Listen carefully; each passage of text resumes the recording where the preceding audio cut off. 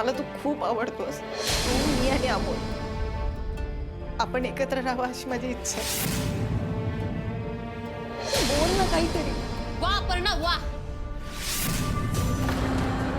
माझ्या माघारी अर्जुनला फितवतेस तू. तिला जे काय वाटतं ते फक्त तिने सांगितलं. तू फितवते कसले शब्द वापरते. ठीक आहे, आज इथे माझ्या समोर तू हिला हिच्या प्रश्नाचं उत्तर दे. काय झालं अर्जुन? थांबले मी ऐकायला. अर्जुन बोल म्हणतेय मी. नाही आप्पे आपण नाही येऊ शकत परत मा तू चालू नको ना, मग मा पण रडू येतो. तू जगातली सगळ्यात स्ट्रॉंग मास आणि स्ट्रॉंग मा कशाच घाबरत नाही. अमोल सॉरी, मी खरंच खूप प्रयत्न केले बाळा, पण मा सॉरी नाही, आता लढायचं. अमोल माझं चुकलं ना रे. मा नाही मा, आता तुला कोणी काय नाही बोलणार. मला कळलंय की तुझी काही चूक नाही. अमोल, हो मा, चुकी बाबाची आहे, तुझी नाही. अमोल असं नाही बोलायचं बाळा. का बरं मा? बाबा एकत्र यायचं नाही हे कळलंय मला. तुझ्या बाबाला नाही तर मी तिला लोकांना आपण एकत्र आलेलो नकोय बाळ. आज निदान अर्जुनच्या मनातलं मला कळलं असतं, पण मा कुणी काही बोलू दे, हे सिंबा आहे तुझ्यासोबत. थँक्यू. बाबाला मी समजवेन. मा पण तू रडायचं नाही, मला नाही आवडत तू रडलेलं.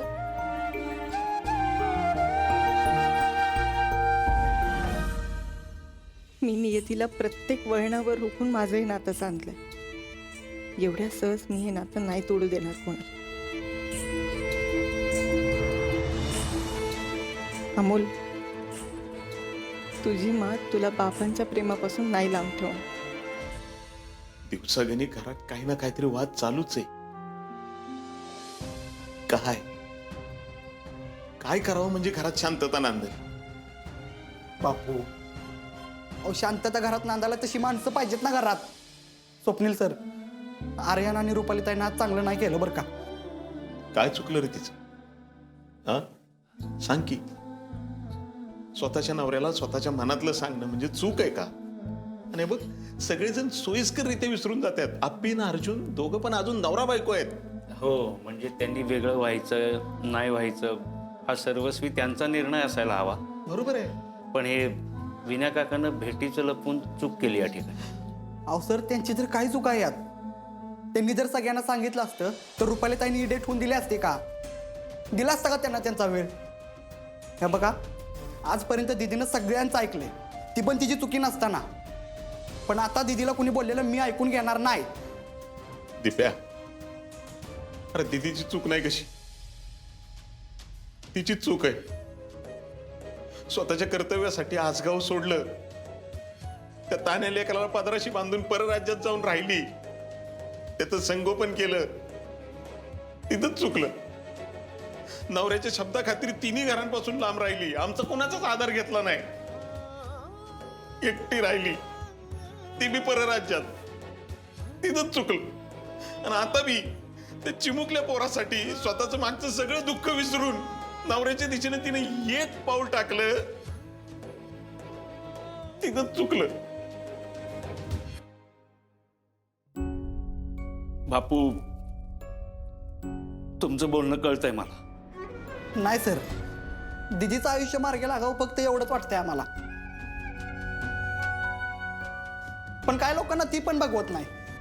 दिप्या, अरे दुसऱ्यांनी कसं वागायचं हे आपण नाही ना ठरवू शकत. नाही बापू, आजपर्यंत दिदी सगळ्यांची चांगलं वागत आल्या ना, ह्याचाच फायदा घेतलाय लोकांनी. एक संधी सोडली नाही तिला त्रास द्यायची. पण आता बास, दिदीला कुणी त्रास दिलेला मी नाही खपवून घेणार. दिप्या, असं डोक्यात राग नाही घालून घ्यायचा. नाही बापू. स्वप्नील सर, मला माफ करा, खरंच मला समजून घ्या. पण आता रुपालीताई दिदीला काय बोलल्या ना, तर त्यांना सडेतोड उत्तर असेल माझ्याकडनं. दीपू, अरे सगळ्यांना तोंड द्यायला आप्पी समर्थ आहे. फक्त आपण तिच्या बाजूने उभं आहे ना, ही सगळ्यात जमेची बाजू आहे तिच्यासाठी. हो बापू. स्वप्नील सर, आज तुम्हीच बघितलं काय चूक होती हो दीदीची. बरं तुम्ही मला सांगा, साखरपुड्यापासून लग्नापर्यंत निर्णयात दीदी कुठं होती का? नाही ना. मग का तिनं सगळं ऐकून घ्यायचं? बरोबर आहे तुझं. आज अपर्णाचं काहीच चुकलं नाही. नाही सर, ही माणसं अशी नाहीत ऐकणार. त्यांना उत्तर द्यावंच लागेल. बापू, मला तुम्ही पण समजून घ्या, पण मी आता शांत बसणार नाही. अरे दीपू, दीपू अरे ऐक तरी.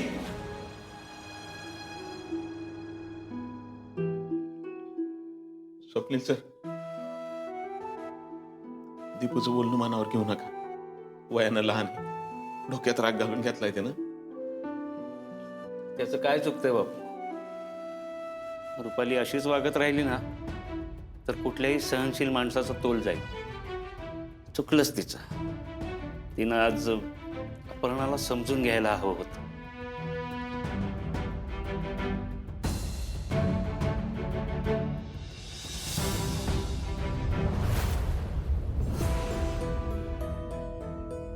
वा रुपाली ताई, आज काय भारी वाटलं मला.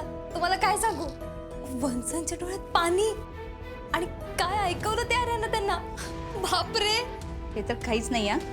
आपण ना जितका प्रयत्न भाऊजींच्या जवळ जाण्याचा करेल ना तितकाच तिला त्रास होणार. त्याची पुरेपूर सोय करून ठेवली. पण मला नाही वाटत की वंस आता पुन्हा प्रयत्न करतील. मोना, वेडीस का तू? अगं ती अप्पर नाही, इतक्यात हार मानणार आहे का? म्हणजे अगं म्हणजे ती तिचे प्रयत्न पुन्हा सुरू करणार. मग आपण काय करायचं ताई? आपल्याला काहीतरी मोठं करावं लागेल का? आता आपल्याला काहीच करायला लागणार नाही मोना. मग आता आहे ना, घरातले सगळे अपर्णा आणि भाऊजींना एकत्र आणण्यासाठी प्रयत्न करण्याची वाट बघायची. आणि त्यानं काय होईल? अगं एकदा का ते सापडले ना की मग त्यांना आपण हे दाखवून द्यायचं वेळोवेळी की ते दोघं एकमेकांसाठी कसे योग्य नाही आहेत. आणि आपण जर काही केलं तर सगळ्यांच्या नजरेत नाही का येणार. त्याच्यापेक्षा हे बरं आहे. घरच्यांचे प्रयत्न आणि अपर्णाचा एकत्र येण्याचा विचार दोन्ही हमी पाडणार. वा ताई, तुम्ही किती हुशार आहात. मोना, हे तर काहीच नाही. फक्त वेळ येऊ दे. नाही त्या अपर्णाला तिच्याच घरात रडवलं ना तर नावाची रुपाली नाही.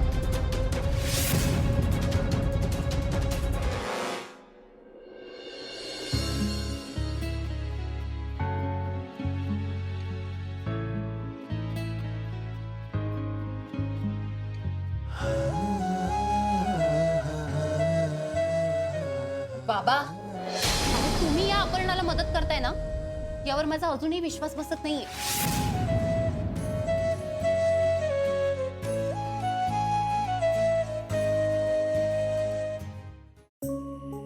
अर्जा, चल की, लई वेळ झाला रे. किती वेळ बसणार आहेस?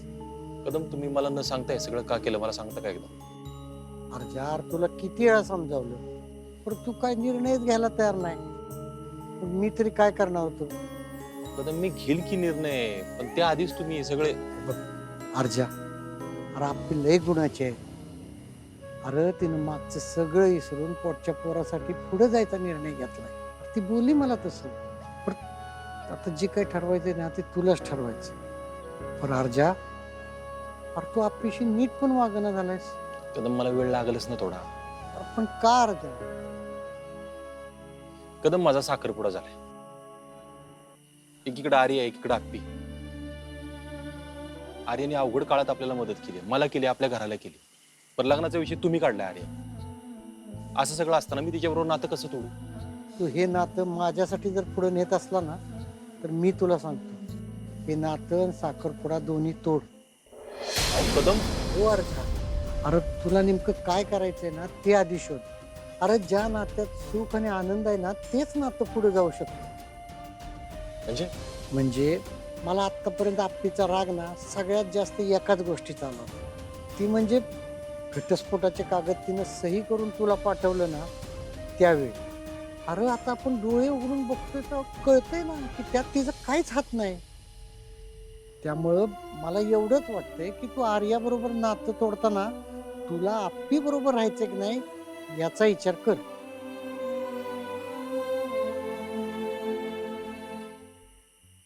मला काहीच कळा हो कदम. माझा जीव अमोलमुळे आप्पीपासून लांब राहायला तयार नाही. पण आप्पीवर प्रेम आहे का नाही, मला तिच्याबरोबर राहायचंय का नाही, काहीच कळालं मला.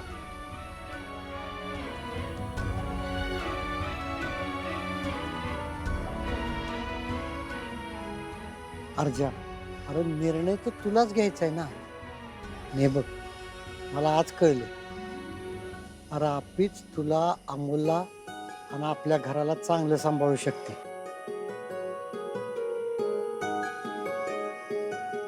अहो कदम, तुम्ही मागचं सगळं असं कसं विसरताय? अर्जा, अमोल सारखं देखणं भविष्य समोर असताना तू का डोक्यात मागच्या गोष्टी घेऊन बसलाय हेच कळना झाले बघ मला. अरे परवा पण मी तुला हेच सांगायचा प्रयत्न केला. बघ, विचार कर बाबा.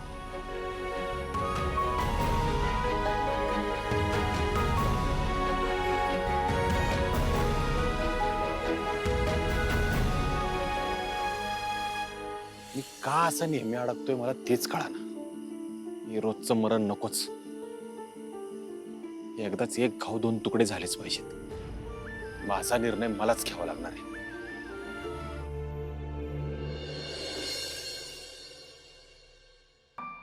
हां, मी नोट्स दिल्यात तांबे सरांकडं आणि स्टुडंट्समध्ये सर्क्युलेट पण करायला लावल्यात.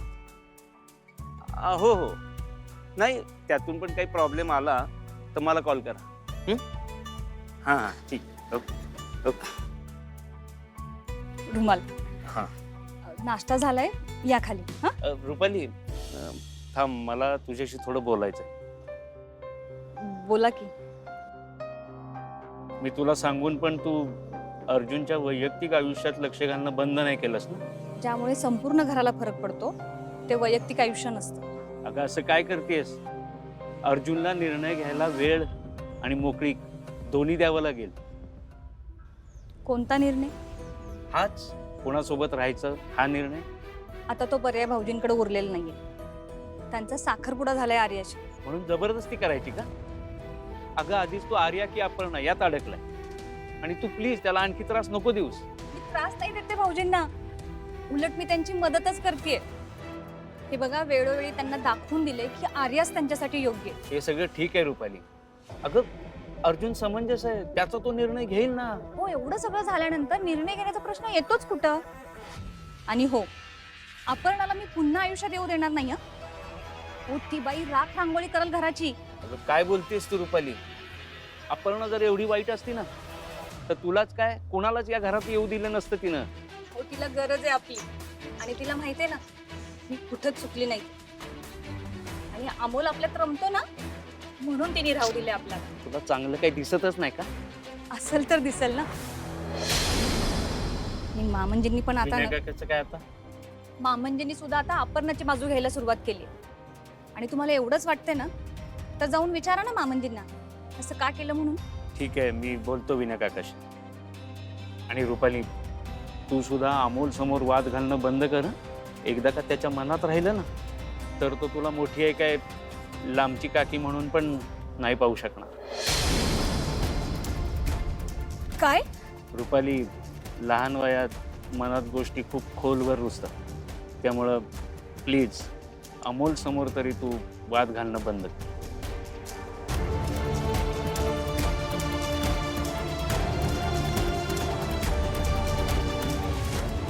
रुपाली म्हणते ते बरोबर आहे, पण काय झालं असेल नक्की विनय काकाला? विनायकराव, पण तुम्ही तुमच्या दृष्टीनं तुमचा पेच व्यवस्थित सोडवला बरं का. हा बापू, अर्जासाठी आर्या का आप्पी योग्य या पेचात मी असताना तुम्ही मात्र कधी आप्पीची बाजू घेऊन माझ्याशी बोलला नाही बरं का. विनायकराव, आप्पी जशी माझी लेक आहे तशी तुमची पण आहेच की. तुम्ही तिच्यासाठी कुठला चुकीचा निर्णय घेणार नाही हे माहित होतं मला. पण बापू, यात सुद्धा आप्पीचं मोठेपण आहे बरं का. म्हणजे बापू, चिमणीचा जसा तिच्या पाखरांसाठी जीव तुटावा ना तसा आपल्यासाठी आप्पीचा जीव तुटतो बघा. हे बी खरंच आहे. अहो, आप्पीच्या डोळ्यातलं हेच प्रेम मी आधी बघू शकत नव्हतो, कारण माझ्या डोक्यात ना पूर्वीच्या गोष्टीचा राग होता. पण आता मला कळतंय की अर्जासाठी आप्पीच योग्य आहे म्हणून. पण विनायकराव, ह्याच गोष्टी स्वप्नील सरांना आणि रुपालींना समजून सांगितल्या पाहिजेत तुम्ही. नाहीतर तुम्हाला ना आप्पीला ते चुकीचं समजत राहतील ना. बापू, मी आरजाशी बोललोय कालच, आणि बाकी मला कुणाला काय सांगायचं नाही. पण का विनय काका?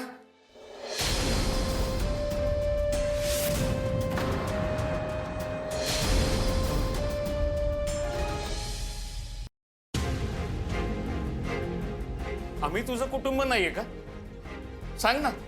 अरे तसं नाही रे स्वप्नील. विनय काका, सरकारांनी केलेल्या गोष्टी कळल्यानंतर मी आणि रुपालीनं आपल्या याच कुटुंबासाठी राहतं घर सोडलं ना. आता आम्ही परके झालो का? नाही नाही स्वप्नील सर, तुम्ही म्हणताय तसं काय नाहीये बरं का. हा स्वप्नील, अरे तू माझ्यासाठी परका कसा र? हे बघ, मला असं म्हणायचं की मला जशा गोष्टी आपोआप कळल्या ना तशा तुम्हाला कळाव्यात. मी सांगून तुम्हाला कसं पटेल? कसल्या गोष्टी? स्वप्नील, पोराच्या भविष्यासाठी स्वार्थी होऊन मी त्याच्याकडनं वचन मागून चुकलो रे. अरे त्यावेळी मला वाटलं की माझं डोळं मिटण्याआधी माझ्या अर्जाचं आयुष्य मार्गी लागलेलं असावं, पण त्याला त्याचं कुटुंब आहे हे विसरलो रे मी. पण त्यावेळी अपर्णा आणि अमोल नव्हते ना अर्जुनच्या आयुष्यात. अपर्णानं तर अमोलला साधं भेटू सुद्धा दिलं नव्हतं. हे बघ स्वप्नील, अरे तसं म्हणायचं तर मग आपण तरी कुठं तिला भेटायला गेलो का तिला शोधलं? हा, अरे रागच धरायचा असताना तर आपलीनं धरायला पाहिजे होता. तसं न करता मागचं सगळं विसरून आपल्याला जवळच केलं ना तिनं.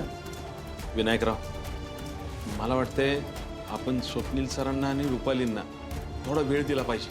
हा बापू, मी फक्त माझी बाजू मांडतोय हो. स्वप्नील, अरे आपण सगळेच मनात राग धरून बसलो होतो बघ,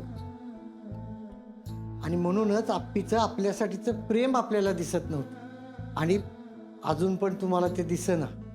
नाही विनय काका, अमोलच्या आठवणीत अर्जुननं काढलेल्या रात्री, त्याला झालेला त्रास आणि आपलं होरपळलेलं कुटुंब मी नाही सहजासहजी विसरू शकत. मग आता काय आहे तुमच्या मनात? ते माहीत नाही विनय काका, पण या ठिकाणी रुपाली म्हटली तसं 7 वर्षांचं दुःख भरून येत नाही ना,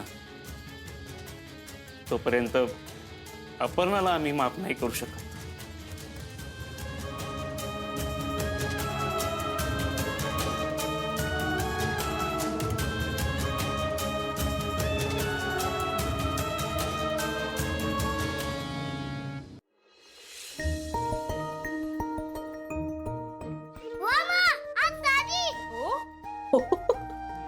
अरे ऑफिस मध्ये कार्यक्रम आहे ना, म्हणून आज साडी नेसली. तुला आज खूप बेस्ट दिसते, बर. पण आज ना खूप खूप बेस्ट दिसते. हो, थँक्यू. हा, पण तू माझं कितीही कौतुक केलं तरी मी तुला टाइमपास करू देणार नाहीये. पटकन जाऊन आंघोळ कर. आगाव, चला आंघोळ करा. बाथरूम मध्ये कपडे ठेवले. वेडा.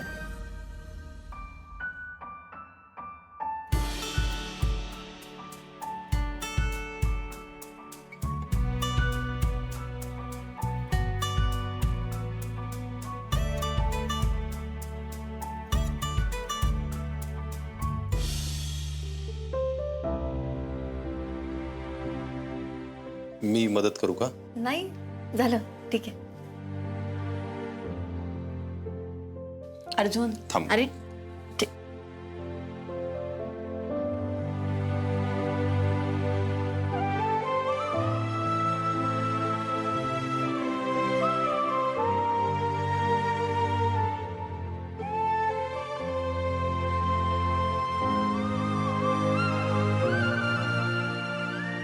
अर्जुनला कोणी पाहिलं तर परत वाद होतील.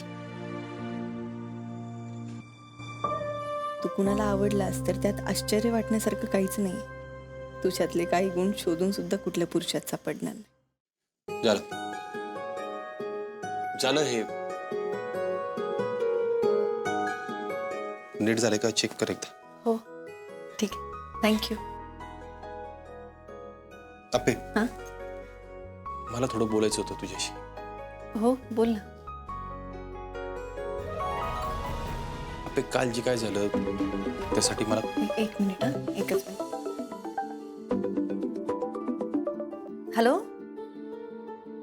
हा काय तोंडे, बोला ना. अहो नाही नाही, मी निघतेच आहे, माझं आवरलंय. हो, मी पोहोचते वेळ. हो हो. अर्जुन, एक कार्यक्रम आहे, मला जरा निघायचे घाई आहे जरा. आपण नंतर बोललं तर चालेल का? मला निघायचं आहे. बरं बरं. हा, मी येऊ?